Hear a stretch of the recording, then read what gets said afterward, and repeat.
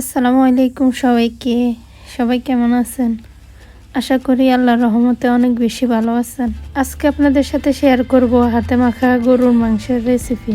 এখানে আমি নিয়েছি 5 কিলো গরুর মাংস, হাড্ডি চর্বি সহ। মাংসতে আমি প্রথমে দিয়ে দিচ্ছি হলুদ। এখানে আমি 5 কিলো মাংসতে 3 চা চামচ হলুদ গুঁড়ো দিয়েছি। সাথে দিয়ে দিচ্ছি মরিচ গুঁড়া। এখানে আমি 10 চা চামচ মরিচ গুঁড়ো দিয়েছি। প্রতি কিলো মাংসের জন্য আমি 2 চা চামচ করে মরিচ গুঁড়ো দিয়েছি। দিয়ে দিয়েছি 5 চা চামচ ধনিয়ার গুঁড়া। সাথে দিয়ে দিয়েছি 8 চা চামচ জিরা গুঁড়া।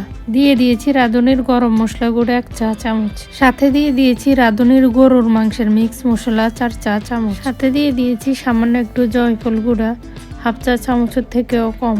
দিয়ে দিয়েছি 5-6টার মতো তেজপাতা, 5-6 পিস দারুচিনির টুকরো আর একটা বড় কালো এলাচ, এবং সাথে দিয়ে দিয়েছি 18-20টার মতো সবুজ এলাচ। সাথে দিয়ে দিচ্ছি বেশ কিছুটা গোলমরিচ এবং 8-10টার মতো লং। সাথে দিয়ে দিচ্ছি স্টার। আমি সম্পূর্ণ স্টার দিইনি, আমি শুধুমাত্র 2টো ফুল ভেঙে দিয়ে দিয়েছি। এবং দিয়ে দিয়েছি সামান্য একটু জয়ত্রী, এবং দিয়ে দিয়েছি 5 চা চামচ লবণ। এখন আমি 5 চা চামচ লবণ দিয়ে নিয়েছি, পরে লাগলে রান্না করার সময় চেক করে দিয়ে দেব। সাথে দিয়ে দিচ্ছি আদা রসুন বাটা। আমি এখানে 8 চা চামচ রসুন বাটা দিয়েছি, 8 চা চামচ আদা বাটা দিয়েছি। আমি সাধারণত 1 কেজি মাংসের জন্য 2 চা চামচ করে আদা বাটা, 2 চা চামচ করে রসুন বাটা দিই। যেহেতু এখানে অনেক বেশি মাংস, তাই আমি 2 চা চামচ করে কমিয়ে দিয়েছি, কেননা বেশি মাংস একটু তাড়াতাড়ি সিদ্ধ হয়ে যায়। সাথে দিয়ে দিয়েছি 5 চা চামচ টক দই। সাথে দিয়ে দিয়েছি পেঁয়াজ কুচি। এখানে আমি প্রায় 3 কাপের মতো পেঁয়াজ কুচি দিয়েছি। আমি পরে আবারও পেঁয়াজ বেরেস্তা করে দেব, তাই এখন একটু কম করেই দিয়েছি। সব কিছু দেওয়া শেষ। এখন আমি মশলাগুলোকে মাংসের সাথে ভালোভাবে মাখিয়ে নেব। আমি সম্পূর্ণ মাংসগুলোকে বেশ কিছুক্ষণ সময় ধরে ভালোভাবে মাখিয়ে নিয়েছি, যেন সম্পূর্ণ মাংসতে সবগুলো মশলা ভালোভাবে লাগে। সাথে দিয়ে দিয়েছি প্রায় 1.5 কাপের মতো সরিষার তেল। সরিষার তেল দিয়ে মাংসগুলো কিছুক্ষণ মেখে আমি আবারও দিয়ে দিয়েছি সয়াবিন তেল প্রায় 1 কাপের মতো। সবকিছু দিয়ে মাংসগুলো ভালোভাবে মেখে আমি রেখে দিয়েছি প্রায় 15-20 মিনিটের মতো। আমার হাতে বেশিক্ষণ সময় ছিল না, তাই আমি 15-20 মিনিট রেখেছি। আধা ঘন্টা রাখলে আরও ভালো হতো।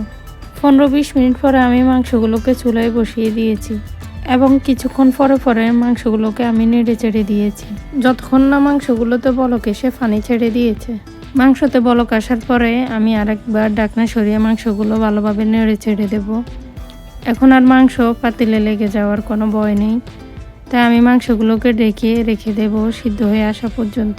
মাংস থেকে বের হয়ে আসা পানি দিয়ে রান্না করতে করতে মাংসগুলো এরকম মাখা মাখা হয়ে এসেছে।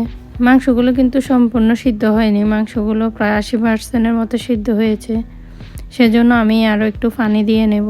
প্রথমে আমি দিয়ে দেবো মাংসের সাথে 2টো টমেটো। আমি বড় সাইজের 2টো টমেটো কেটে দিয়ে দিয়েছি।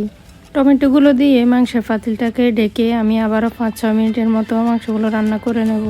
পরে দিয়ে দিচ্ছি পানি। এখানে আমি আরও 1 লিটারের মতো পানি দিয়েছি, যেন মাংসগুলো আরও 20% মতো সিদ্ধ হয়ে যায় এবং খাওয়ার জন্য মাখা মাখা জলে মাংসগুলো চুলো থেকে নামাতে পারি। এই তো মাংসগুলো রান্না হয়ে গিয়েছে। আমি রান্নার ফাঁকে একবার লবণ চেক করে নিয়েছি। আমার আরও কিছুটা লবণ লেগেছিল, আমি দিয়ে দিয়েছি। সবশেষে কিছুটা পেঁয়াজ আমি ভেজে মাংসের সাথে দিয়ে দিয়েছি।